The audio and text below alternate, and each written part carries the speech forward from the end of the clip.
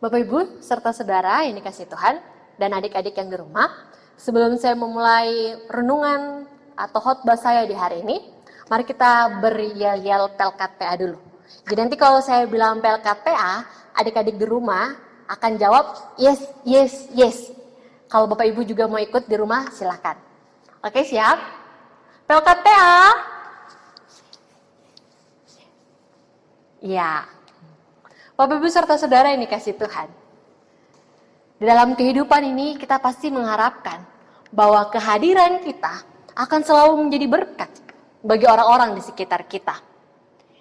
Dimanapun dan kapanpun itu. Karena menjadi berkat bagi banyak orang adalah tanda bahwa kita sendiri juga telah diberkati dan dipenuhi oleh kasih Allah. Lalu, bagaimanakah caranya agar kita dapat menjadi berkat bagi sesama kita? Apakah yang harus kita lakukan? Tentunya yang pertama kita harus membangun hubungan relasi yang baik antara kita. Baik itu bersama dengan Tuhan dan juga bersama dengan sesama kita. Seorang filsuf Prancis yang bernama Gabriel Marcel mengatakan ada 3 jenis relasi yang dilakukan, dialami dan dihadapi manusia. Yaitu pertama, relasi aku itu. Di sini relasi ini di mana orang lain diperlakukan sebagai benda atau objek semata. Sehingga tidak dihargai keunikan dan kekhasannya. Orang lain berguna bagi kita sejauh kehadirannya mendatangkan manfaat. Atau bahasa sekarangnya datang kalau lagi ada butuh-butuhnya aja. Nah, kita tentu secara pribadi tidak ingin diperlakukan seperti demikian. Di mana kita sebagai objek pemuas kebutuhan.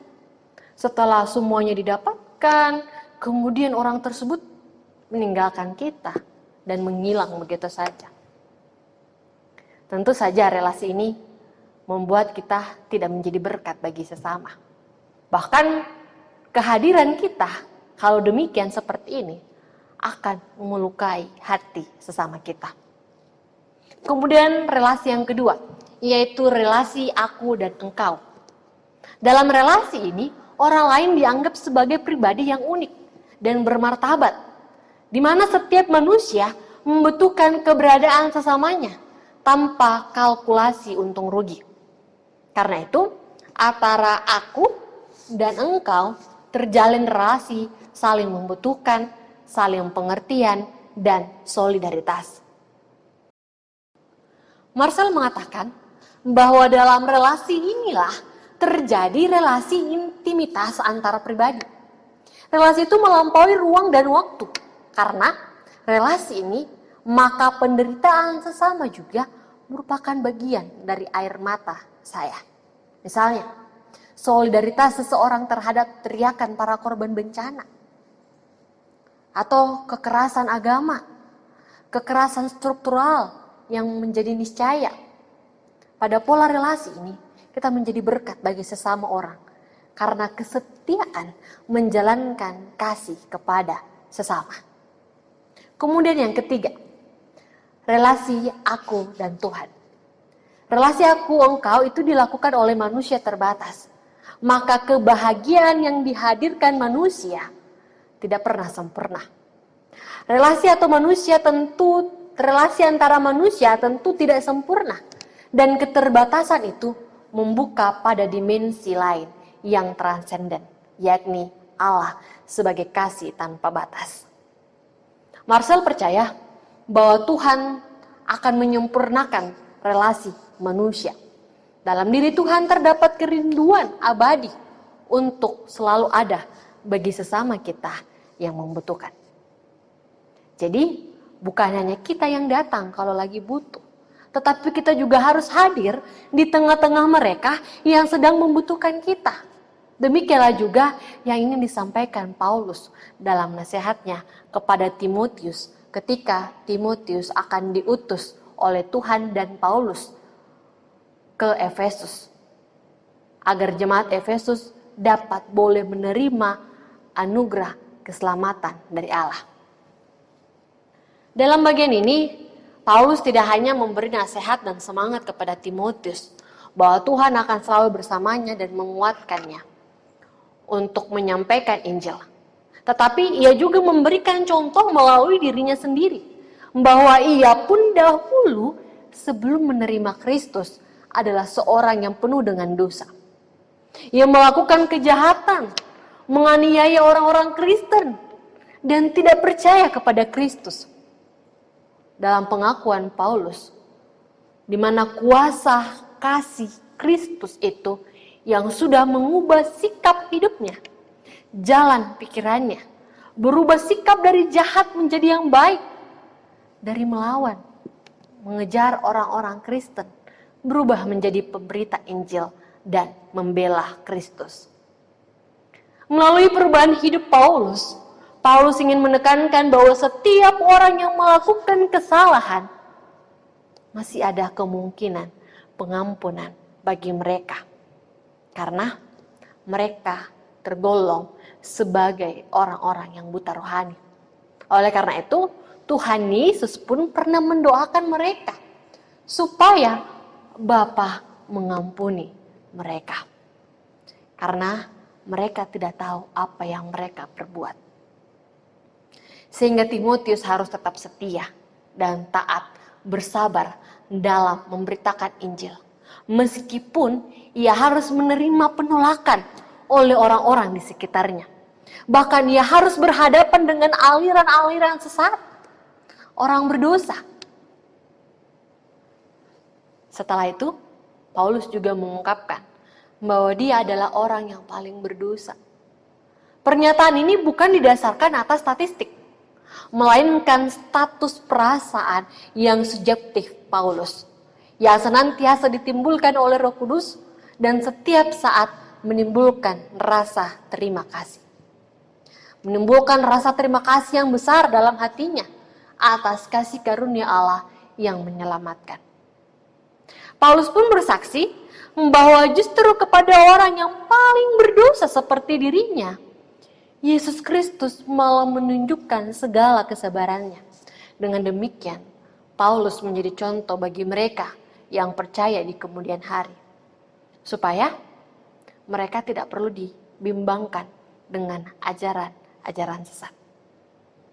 Kalau Paulus yang dosanya begitu besar diampuni oleh Allah, maka mereka pun juga akan diampuni. Bila mereka percaya kepada Yesus, dan karena percaya kepadanya akan mendapatkan kehidupan yang kekal. Bapak, Ibu, serta saudara-saudari yang dikasihi Tuhan, dari firman Tuhan ini kita dapat belajar beberapa hal. Yang pertama, tiada kata terlambat untuk berubah atau bertobat. Seringkali kita sebagai manusia, ketika kita merasa bahwa sepanjang hidup kita hanya melakukan perbuatan yang tidak berkenan kepada Tuhan, maka kita tidak layak untuk datang kepada Dia. Kita merasa kita tidak pantas mendapatkan keselamatan dari Dia. Sehingga dari perasaan-perasaan inilah justru membuat kita yang harusnya malah semakin mendekat pada Tuhan, malah semakin jauh dari Tuhan. Kita merasa tidak layak, sehingga kita tidak mau datang beribadah dan bersekutu kepada Tuhan. Paulus mengingatkan kita bahwa dia pun dulunya orang yang sangat berdosa, bahkan sangat tidak layak. Namun karena kasih karunia Tuhan, sehingga ia dapat memperoleh kehidupan keselamatan bersama Dia. Demikianlah juga kasih karunia Tuhan akan selalu hadir dalam hidup kita. Ketika kita menyadari bahwa kita adalah orang berdosa, jangan lagi kita ingin semakin jauh dari Tuhan, melainkan datanglah kepada Dia. Maka Dia pun akan memperbarui kehidupan kita, dan Ia pun yang akan melayakkan kita untuk memperoleh anugerah keselamatan yang asalnya dari Dia. Kemudian yang kedua, pembelajaran yang kedua yang dapat kita dapatkan. Ketika kita telah hidup di dalam Dia, maka kita harus memiliki perubahan yang lebih baik lagi, dan tentunya yang berkenan kepadanya. Karena Kristus telah berkuasa dalam hidup orang yang beriman, sehingga perbuatannya adalah perbuatan Kristus, melalui relasi hubungan baik, mengasihi sesamanya, yang telah dikuasai dan dihidupi oleh kuasa Kristus. Hidupnya bukan lagi hidupnya lagi, tetapi Kristuslah yang hidup di dalam pikiran dan perbuatannya. Dengan demikian, kuasa Kristus itulah yang merubah hidup orang percaya menjadi manusia baru. Orang percaya berguna bagi orang lain. Orang percaya berani menghadapi tantangan penderitaan. Orang percaya berani mengampuni. Orang percaya mau menerima orang lain. Orang percaya mau berkorban untuk memberi. Orang percaya memiliki rasa empati dan murah hati, di mana kehadirannya menjadi berkat bagi orang lain. Jadi, jika kita telah mengaku menerima Kristus dan hidup di dalamnya, namun cara hidup kita tidak mencerminkan seperti yang dikatakan tadi, sebagai orang percaya, maka kita pun perlu mengintrospeksi diri kita. Apakah kita telah benar-benar menerima Kristus dan hidup di dalamnya? Ataukah hanya sekedar formalitas saja? Bapak Ibu serta saudara yang dikasihi Tuhan. Bapak Ibu serta saudara yang dikasihi Tuhan. Dalam ibadah minggu ini yang dirangkaikan dalam ibadah hari ulang tahun pelayanan kategorial pelayanan anak yang ke-61 dengan tema anak GPIB taat menjadi berkat. Buat adik-adik PA, walaupun adik-adik PA saat ini masih kecil, yang orang bilang ya masih kecil, tetapi percayalah bahwa kehadiran kalian juga itu mendatangkan berkat bagi mama papa, bahkan seluruh keluarga adik-adik. Oleh karena itu, tetaplah hidup untuk menjadi berkat bagi seluruh keluarga dan orang-orang di sekitar adik-adik. Dengan cara apa?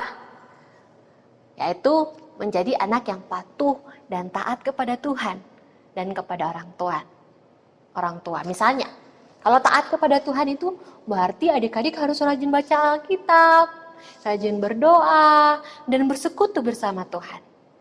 Nah, kalau taat kepada orang tua, apa? Misalnya seperti gini, kalau mama atau papa minta tolong ke adik-adik, terus adik-adik melakukannya dengan senang hati, kemudian cepat, tidak perlu pakai tunggu-tunggu. Nah, biasanya kan kalau kita tunggu-tunggu kan itu yang buat mama papa juga marah kan? Nah, tapi kalau kita ngerjainnya cepat, tidak pakai tunggu-tunggu, itu sudah membuat hati orang tua adik-adik jadi senang. Kalau orang tua hatinya senang, berarti kehadiran kita mendatangkan berkat dan sukacita bagi keluarga kita. Demikianlah juga dengan orang tua. Mari kenalilah dengan baik potensi yang anak kita miliki. Kemudian tuntunlah mereka dengan kemampuan yang mereka miliki. Serta berilah mereka ruang dan kesempatan bagi anak untuk dapat menghayati panggilannya menjadi berkat dari setiap potensi yang mereka miliki. Kita belajar dari pengutusan Timotius untuk melayani di tempat yang berbeda dengan Paulus. Kita belajar bahwa mendidik dan mempersiapkan anak untuk masa depan, mereka harus selalu berada dalam pengawasan orang tua.